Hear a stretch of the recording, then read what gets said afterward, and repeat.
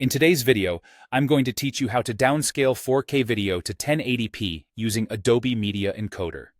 This is a handy skill to have, especially when you want your videos to load faster or need a smaller file size without losing much quality.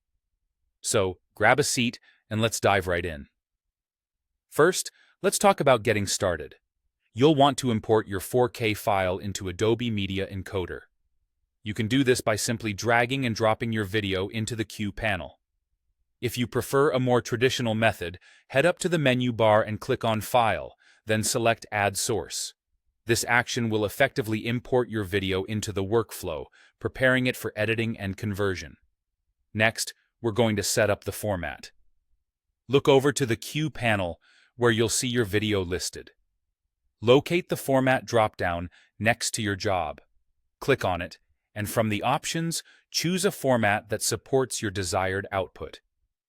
Usually, H.264 works well for MP4 files and is versatile for most platforms. Now, let's pick the right preset for your new 1080p version. From the drop-down menu next to Preset, select an option like YouTube 1080p HD, or if you have a custom preset with 1920 by 1080 dimensions, you can choose that as well.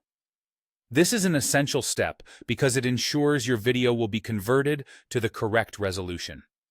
With that done, click on the preset name or the blue output name to bring up the export settings dialog. This is where we'll be tweaking the nitty-gritty details to make sure your video's on point. Under the Video tab in the Export Settings dialog, adjust the width and height to 1920 by 1080. This sets your video to the intended dimensions. Make sure the frame rate, field order, and any other settings match either your source video or the specific requirements of where you'll be delivering your finished video. Consistency is key to maintaining quality. Moving down in the same tab, locate the bitrate settings. Here, you'll decide on a reasonable target bitrate for 1080p. The right balance will depend on your delivery platform, so consider your options.